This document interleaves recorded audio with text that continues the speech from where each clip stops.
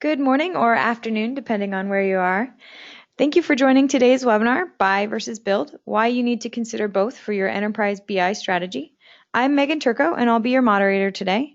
Before we jump in, I'm going to briefly go over how to use your webinar console. The orange arrow on the right side of your screen will let you toggle the control tray open or closed, and at the bottom of the control tray, you'll see a chat window. Please feel free to submit your questions at any time throughout the webinar via the chat function. Also, on your GoToWebinar console, you should see an area for audio settings. If you're calling in through your telephone, please choose the Use Telephone option. And alternatively, if you're using your computer speakers, please select the Use Mic and Speakers option. And lastly, I would like to note that this webinar is being recorded today, so within about 48 hours, we'll send out the slides as well as a link to the on-demand recording of the webinar. So definitely keep an eye out for that message if you're interested in accessing the webinar or sharing it with colleagues after today. And with that, I would like to introduce today's featured webinar speakers. We have John Horner, who is the partner for our business intelligence practice here at Armanino, with more than 15 years of experience in data warehouse and BI implementations for a variety of industries. And additionally, we have Noah Kalugi, who is a senior manager with Armanino's business intelligence practice. During his career, Noah has been responsible for the design, build, and implementation of various BI projects. Great to have you both with us here today. And with that, I'm going to turn the presentation over to John. Thanks, Megan. Good morning, everybody. Just to give you a bit of an idea of hopefully what you will be, some of what you will learn today on this webinar. We're looking for you to learn a little bit about why the core product-based portion of your data warehouse might be best designed from a financial perspective. However, keeping the solution extendable to enable other kind of custom data sets to be included, whether it be from different ERP systems or other particular systems that you might have within your business.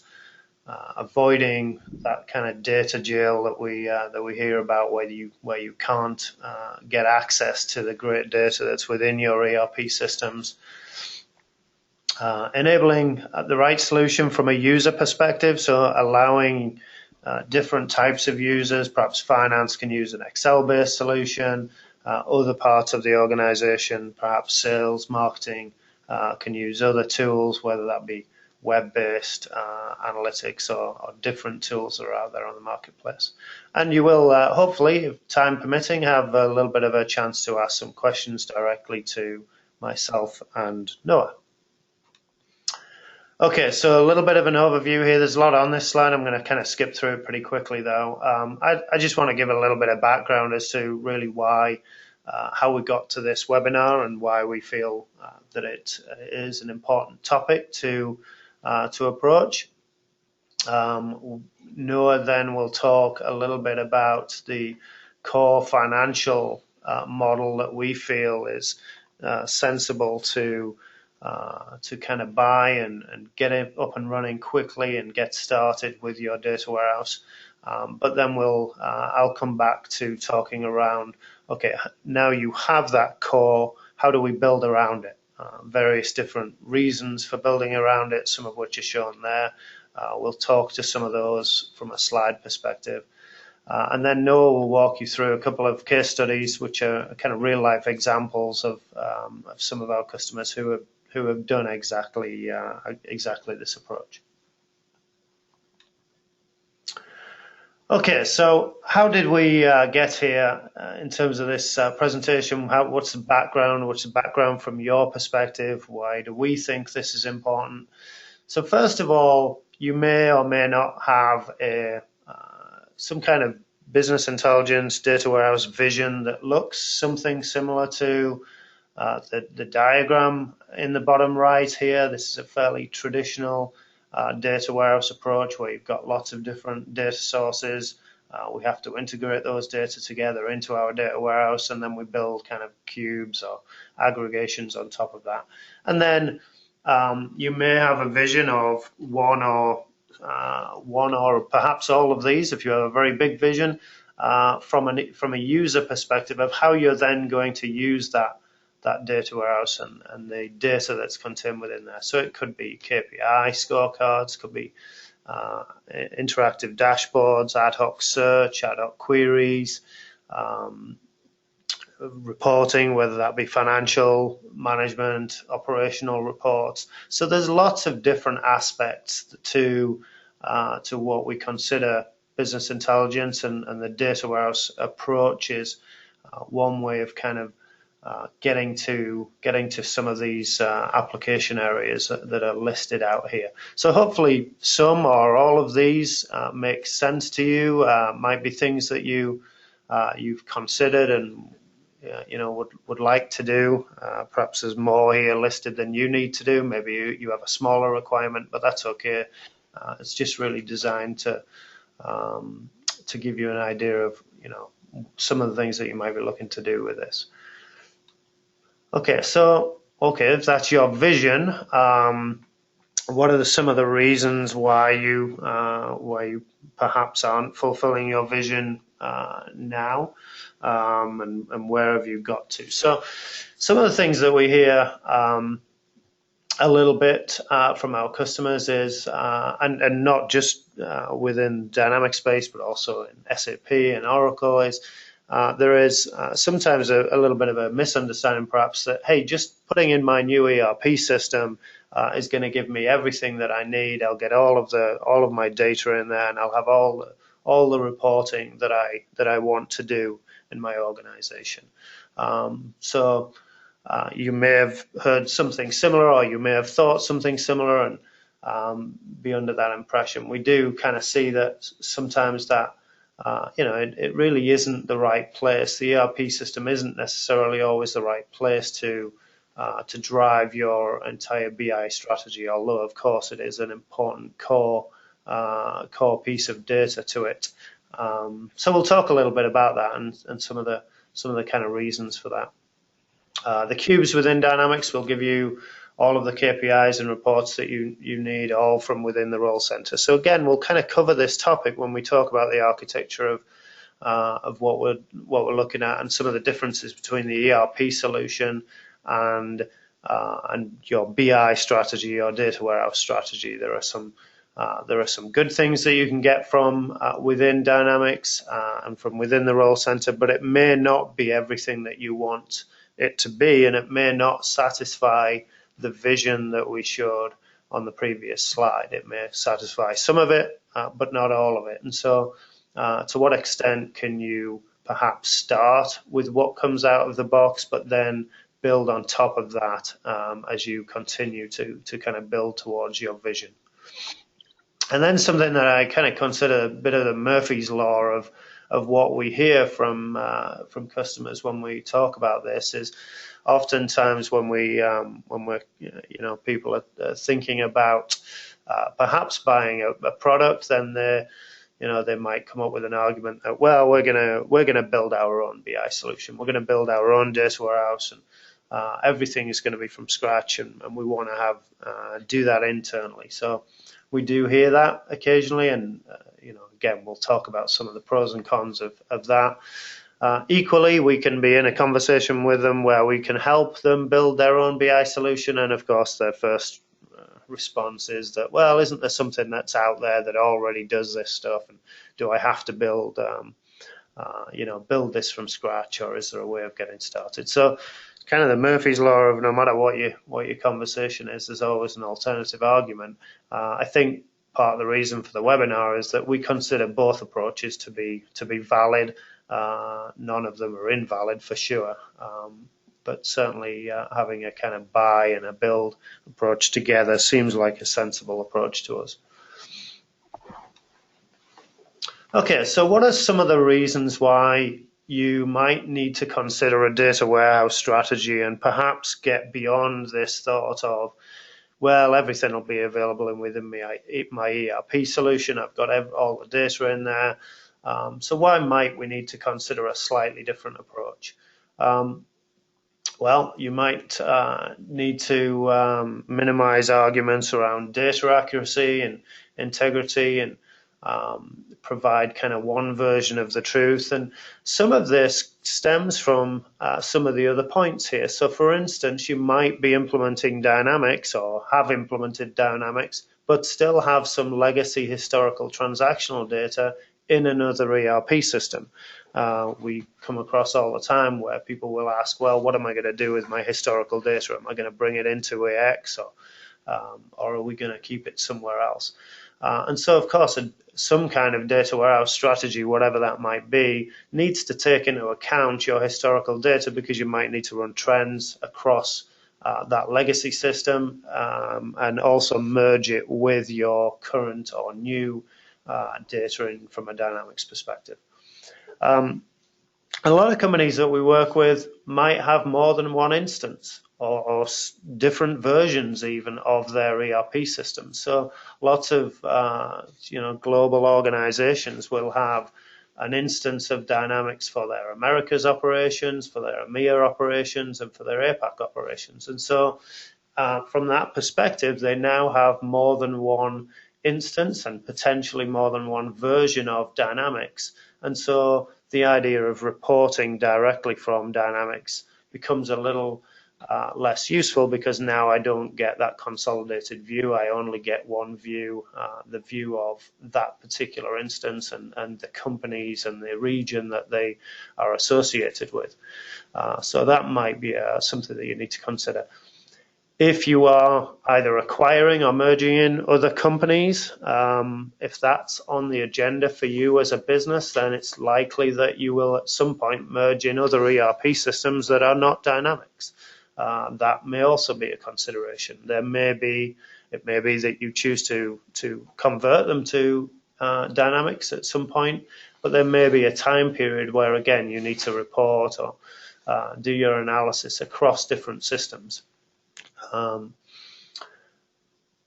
And then there's other systems that you have. So the ERP, without a doubt, is usually considered the kind of core of your business, if you like. It operates the business and is therefore the 80% rule of what you consider.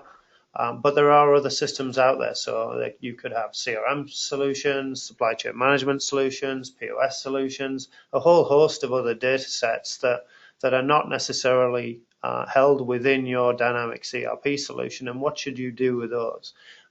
If I just have a reporting solution that is connected, works in Dynamics, then I need to have something different for CRM, and something different again for supply chain, and something different for POS. So the idea of a data warehouse strategy that kind of centralizes this, hopefully it becomes obvious from all those multiple different systems that you have. So all sorts of different reasons why we feel that from a consolidation perspective, you need a data warehouse strategy. What other reasons might we have? Well, there's a performance reason as well. So first of all, running complex search and analysis queries against your transactional operational system that are not designed for that activity will certainly result in poor performance from a decision support perspective and from a reporting perspective, but also it will likely negatively impact the operational system that you are reporting from. So these things are fairly traditional reasons for a data warehouse strategy, but I thought it was worth kind of getting back to and understanding. So if you are trying to report directly against your Dynamics environment and you're having some performance difficulties where it's perhaps affecting your system, then that wouldn't be a surprise. It's fairly normal. They're not necessarily designed for some of the intensive queries that we might run in this space. And then again, if you want to acquire and consolidate data from multiple different sources, then it becomes a kind of slow, labor-intensive operation each time you need to do that. So if you don't have a data warehouse, but you still need to merge together different data sets, whether from different ERP systems or from CRM and ERP combined, then that can become a very repetitive, labor-intensive operation. Slows down your process.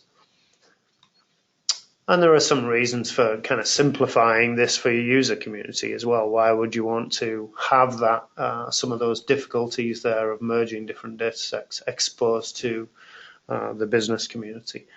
So lots of reasons why we feel that a data warehouse strategy needs to be considered. And really what we want to do through the rest of the webinar here is talk to the different possible approaches and how they might work together. So I will hand you over to Noah now to talk about the first part of this.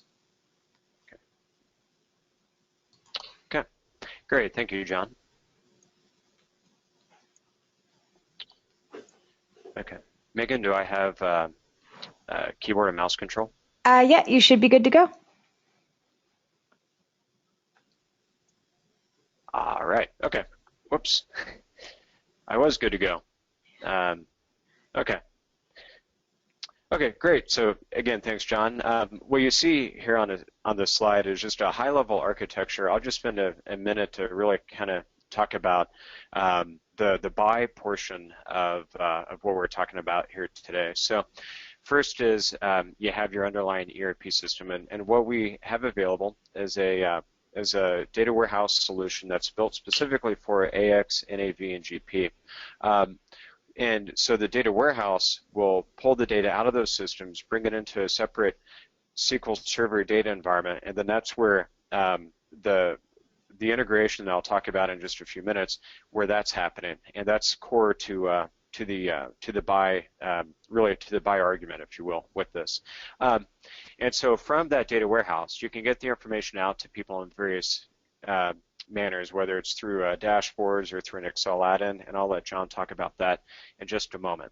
So again, this is really kind of the piece that we'll focus on is that data warehouse part. Okay, so everybody on the call probably has an ERP system, and more likely than not, it's AX, NAV, or GP. Those systems are built ultimately around your financials. It's ultimately about how you get the data from your subledger, you know, the transactions, the activities that you're doing as a business, and how to fulfill those requests, those orders, how to process the work that's involved. And then from a finance standpoint, it's ultimately to load into the GL. The problem with ERP-specific reporting, however, so that's the reporting out of the ERP system, is that the data is stored in a variety of different tables behind the scenes. And each one of those different tables will feed into the GL, but from a reporting or from a table standpoint, the audit trail from the GL back to those subledgers has been broken. The result of that is that depending upon what kind of question you're asking, you're going to end up getting two different answers for it. So an example of that would be a high-level financial statement. So here you can see total revenue of $2,148,646. So that's going to be the total from the sales accounts within the GL. A reasonable follow-up question to that is, well, what was sold and who bought it? So the GL, at least in most cases, will not have that level of detail available. So you have to go down to the subledger. And when you go down to the subledger, you are able to answer the question to sales subledger. You can see what was sold, you can see who bought it, but you get a different number. So in this case, you get $2,123,400. So inevitably what happens is that the sales, the head of sales, the head of finance are in a meeting with the CEO, and they have to really justify whose numbers are right or explain the differences, and then more likely than not, it results in somebody having to go out and do a reconciliation. So when we talk about buying a data warehouse that has the financial needs of the organization in mind, this is really what we're talking about. It's taking the GL structure that exists within your ERP system, but then connecting in the subledgers that flow into it to provide a single source. So the single source will be able to address financial questions, it will be able to address operational questions, and because of the integrated design, it's ultimately reconciled to the GL, and inherent in that is data validation. So to go through a quick example of what that looks like,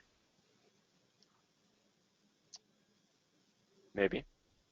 Okay, here it goes. All right, so you can see in the lower right-hand corner, granted it's probably a little bit small, but just trust me on this if you can't read it. It's that $2,148,646, that number that we saw before on the income statement.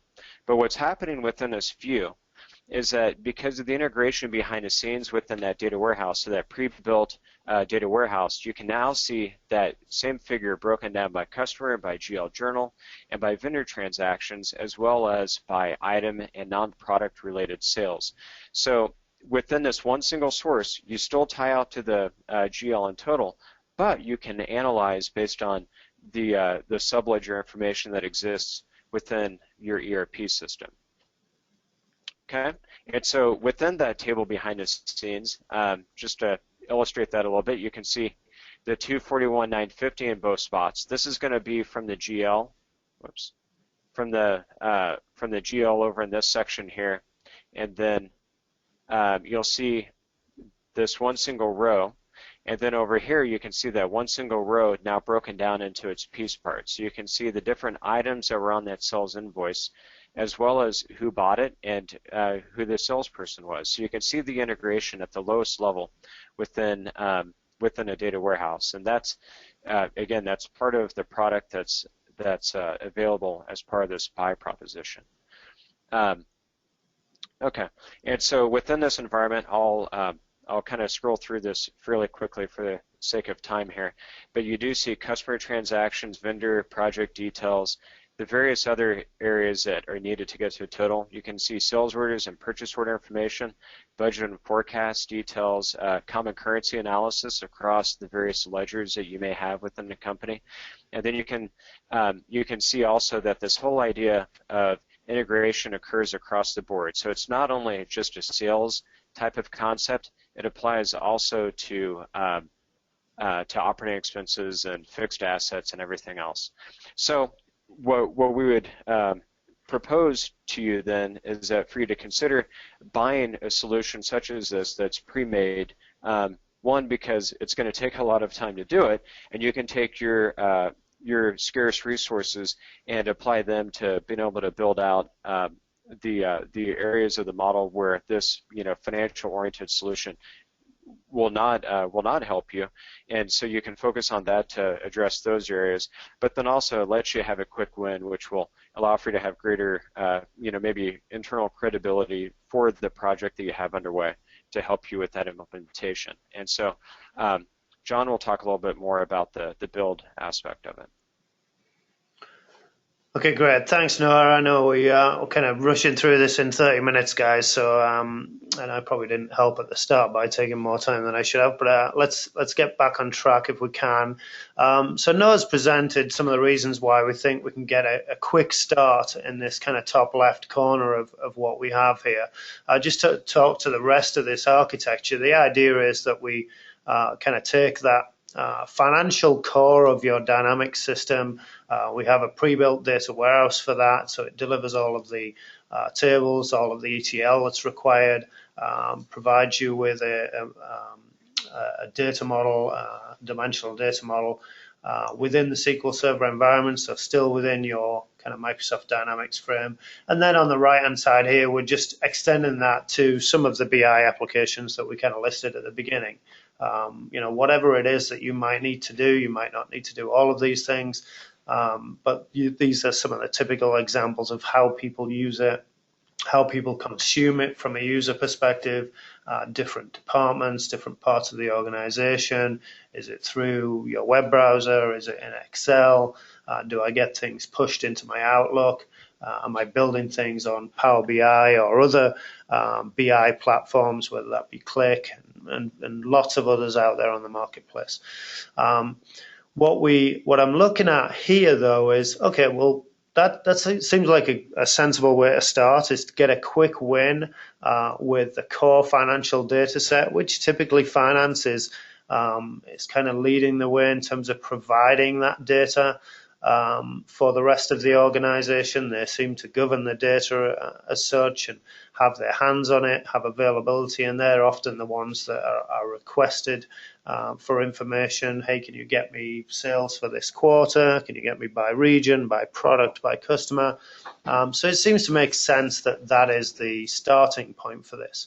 But just to kind of extend, and over on the kind of left-hand side here, as we mentioned, or as I mentioned in my first part, is, well, it could be that needs to be extended beyond what you already have. Maybe there are other areas of AX that are not particularly the financial areas, but maybe there's manufacturing or supply chain or other areas that are not part of that core. Of course, those may need to be built out.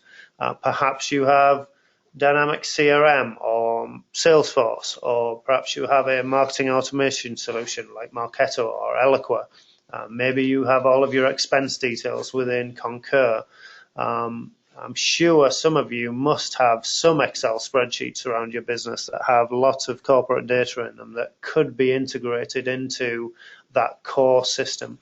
And so again, really this data warehouse approach, it just speaks to the necessity for it. If you do feel that you need to integrate some of those data items together in order that you can present a common platform and a common place to go for your user community, then it really is a necessity to bring that data in and combine it together. This diagram helps show that. You can build it in a traditional way using the Microsoft SQL Server approaches. You can kind of prototype it out to these other data marts in the middle here and then come back and build it in the traditional approach afterwards.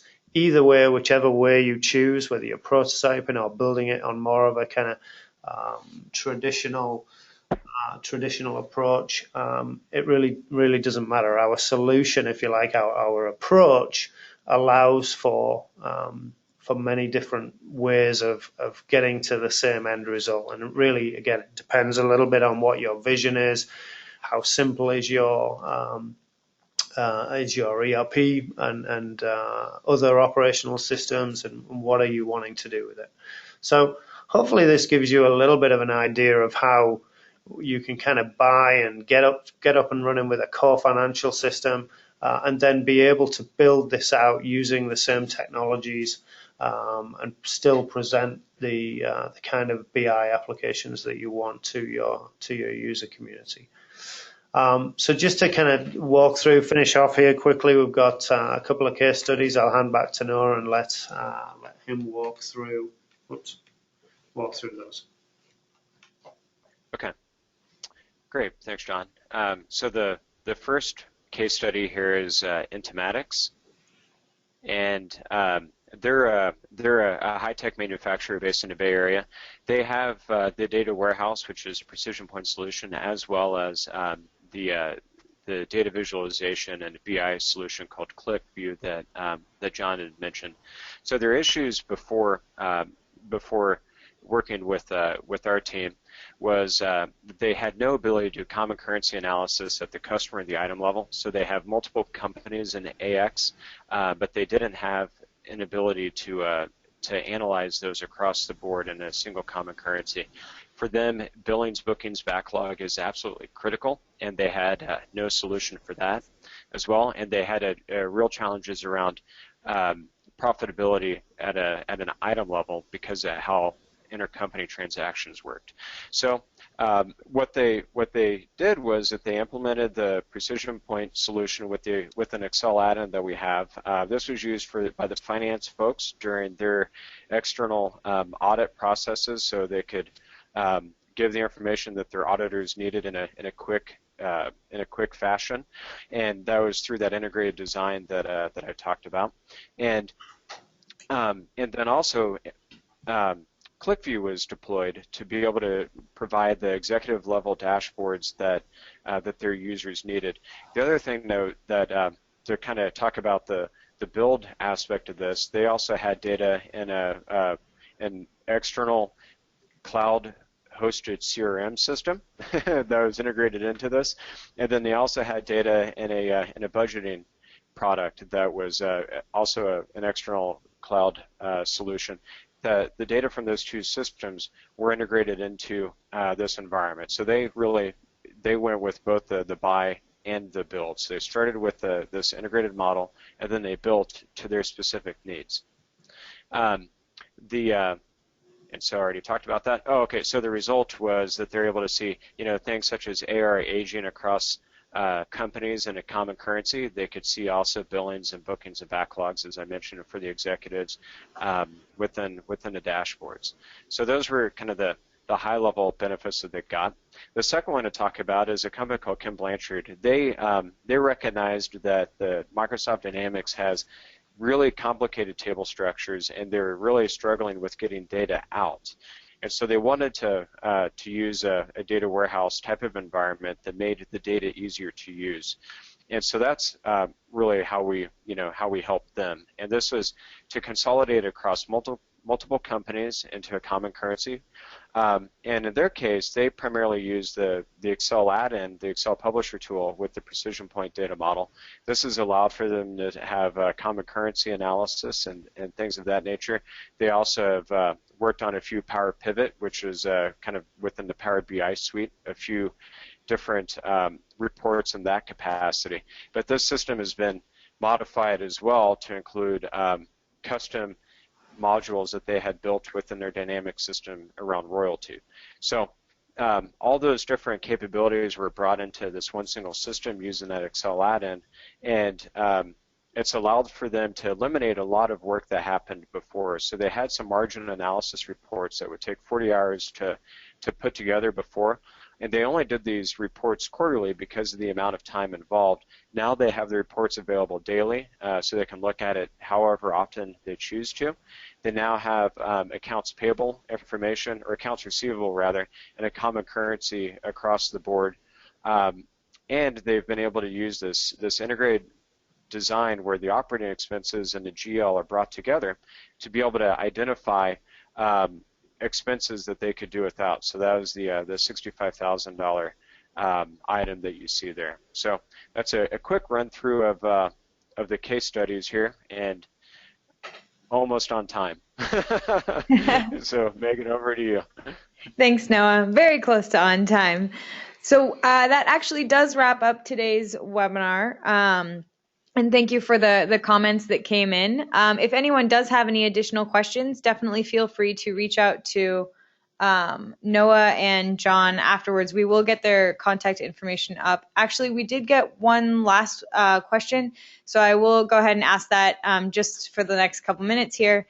What is the best practice for drill downs? And if users need to see the details behind the summary total, pulling details in BI or leaving it in the source ERP system?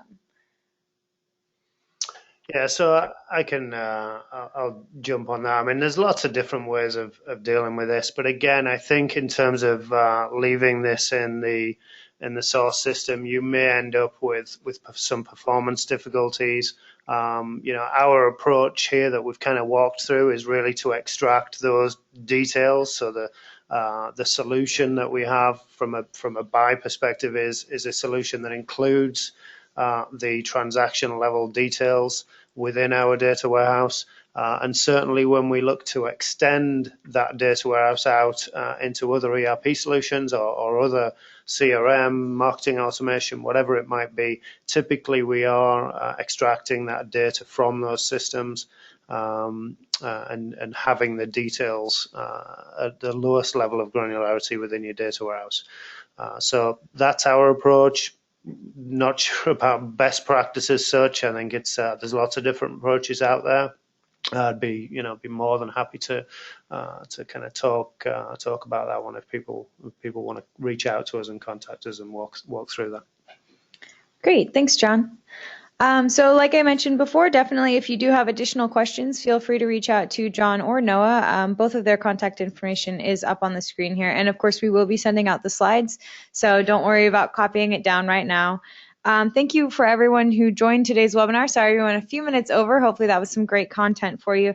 As you exit today, there is a quick survey, so definitely please take a moment to let us know your thoughts on today's webinar. So thank you, John and Noah, for speaking today, and thank you to our audience for your time.